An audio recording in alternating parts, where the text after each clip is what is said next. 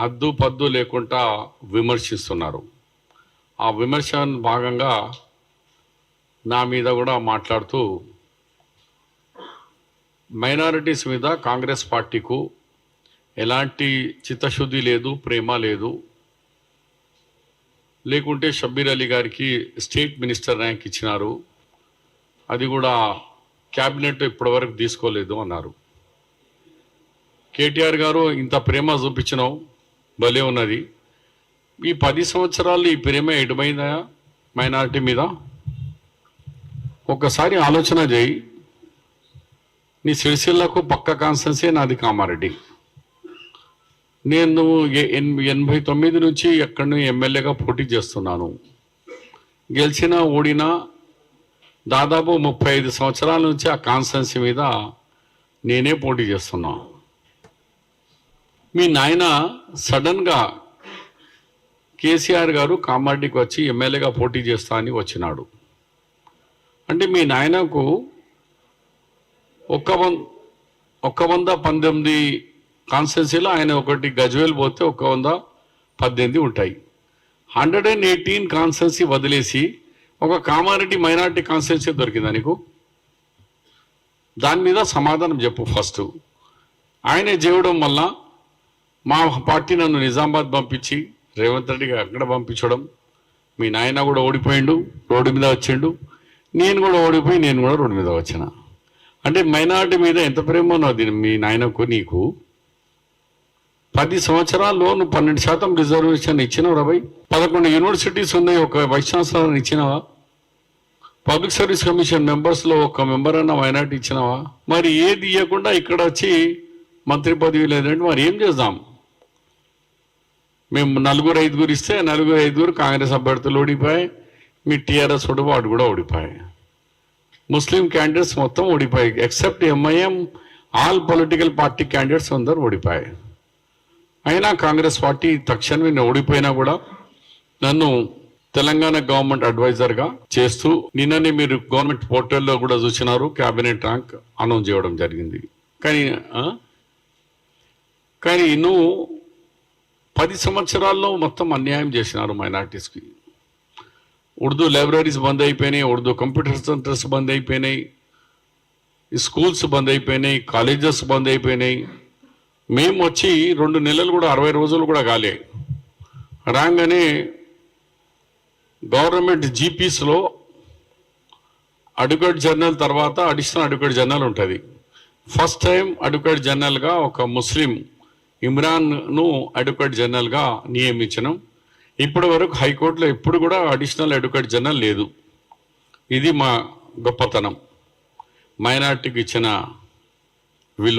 Value. దాని తర్వాత public service కమిషన్లో ఒక ఐఏఎస్ ఆఫీసర్గా రిజైన్ చేసిన ఆమెరుల్లా అని ఐఎస్బి కాలేజ్లో ఆయన ప్రొఫెసర్గా ఉన్నారు. అలాంటి గొప్ప చదువుకున్న వ్యక్తిని, అనుభవం ఉన్న వ్యక్తికి అక్కడ పబ్లిక్ సర్వీస్ కమిషన్ మెంబర్గా అపాయింట్ చేసినాం. ఇప్పుడు రేపు హైకోర్టు జీపీస్ రాబోతున్నారు.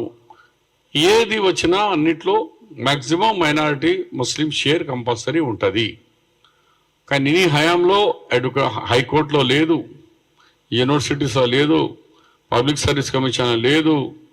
ఈ ఉర్దూ అకాడమీ చైర్మన్ ఒకటేసారి వేసి నువ్వు మెంబర్ లేరు, చైర్మన్. ఏ ఒక్క వ్యవస్థ కూడా మైనార్టీది కరెక్ట్ చేయలేదు. అలాంటి వ్యక్తి కాంగ్రెస్ మీద విమర్శించుడు ఇది మంచిది కాదు. కేటీఆర్, ఆకాశం మీద ఊతే ఊము మన మీదనే పడుతుంది. మాట్లాడే ముందు కొంచెం జాగ్రత్తగా మాట్లాడు. ఫస్ట్ మీరు ఆన్సర్ ఇవ్వండి. మీ నాయన కామారెడ్డికి ఎందుకు వచ్చిండు? షబ్బీర్ అలీ మీద ఎందుకు పోటీ చేసిండు? ఏమైంది? నీ జీవితంలో ముఖ్యమంత్రిగా ఓటమి జరిగింది. నీకు ఎంత అవమానం జరిగింది అంటే అల్లా కానీ దేవుడు కానీ భగవంతుడు కానీ చూస్తున్నాడు కదా న్యాయం ఏంది అని. అన్యాయంగా ఒక అమాయకుని మీద వచ్చి పోటీ చేసి 100 కోట్ల రూపాయలు. నిన్న నేను రివ్యూ చేస్తే మైనారిటీ వెల్ఫేర్ డిపార్ట్మెంట్ నుంచి 26 కోట్ల రూపాయలు కామారెడ్డికి మీద పెట్టిండు. కుట్టు మిషన్లు, 1,00,000 రూపాయలు ఒక్కొక్క యూత్కు అక్కడ ముస్లిం బంధు అని. ఓన్లీ మైనారిటీ వెల్ఫేర్ ఒక్క డిపార్ట్మెంట్ నుంచి 26 కోట్ల రూపాయలు. అంటే అత్త సొమ్ము అల్లుడు దానం చేసి ఎవరికి వాళ్ళకు ఐడెంటిటీ కార్డు మీద ఇచ్చేసారు, ఆధార్ కార్డు మీద ₹1,00,000. ఇప్పుడు చూస్తే షాపులు లేవు, ఆ మనిషి లేడు. అట్లా లూటీ చేసి వాళ్ళ అప్పుల పాలు చేసిన ఘనత కేటీఆర్ది. అందు గురించి మళ్ళొకసారి మాట్లాడే ముందు మీ నాయన నా మీద ఎందుకు పోటీ చేసిండు కామారెడ్డి మీద, దాన్ని చెప్పిన తర్వాతనే మైనార్టీ విషయంలో మాట్లాడాలని నేను నీకు హితావు చేస్తున్నా. మరొకసారి జాగ్రత్తగా నా విషయంలో మాట్లాడేటప్పుడు చాలా జాగ్రత్తగా వహించు.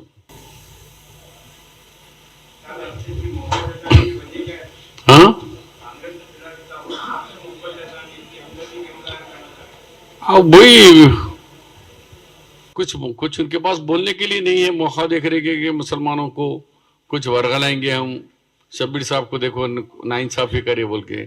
तुम कहाँ करे, तुम्हारा बाबा आके मेरे पास ठहरा, अब तुमको बोलने का हक क्या है?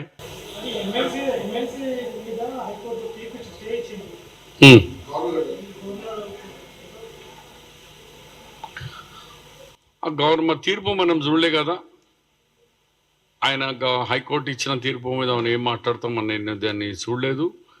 మీకు సమయం అవుతున్నది ఉరికి వచ్చినా నాకు కూడా ఎవరో చెప్పినారు ఇప్పుడు ఇంటర్ అవుతున్నప్పుడు, కానీ డీటెయిల్స్ చూడలేదు.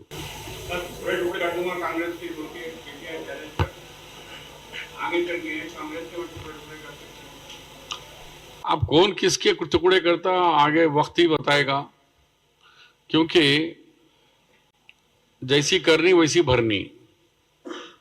केसीआर बताए सो खेल है, वही खेल फिर रिपीट होता। उन्होंने दूसरों की पार्टियां तोड़े, अब उनके लोग ही टूट के आ रहे,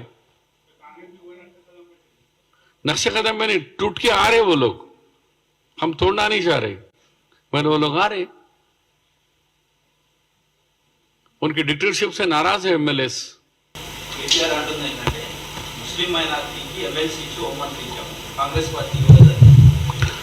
ఎమ్మెల్సీ వారు ఇవ్వలేదు, పిచ్చోడు ఉన్నాడు, మనకు తెలియదు కేటీఆర్కి.